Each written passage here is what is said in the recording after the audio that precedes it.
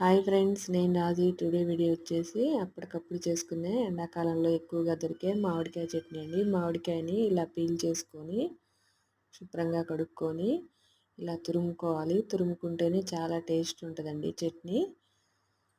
మీరు ఎప్పుడైనా ఇలా ట్రై చేశారా ఫ్రెండ్స్? నచ్చితే లైక్ చేయండి.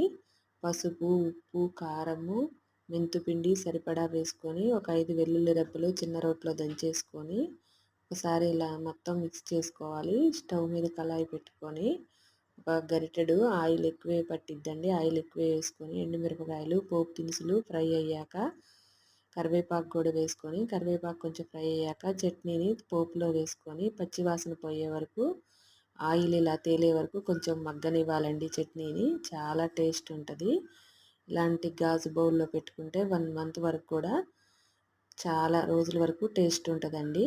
నచ్చితే లైక్ చేయండి ఫ్రెండ్స్.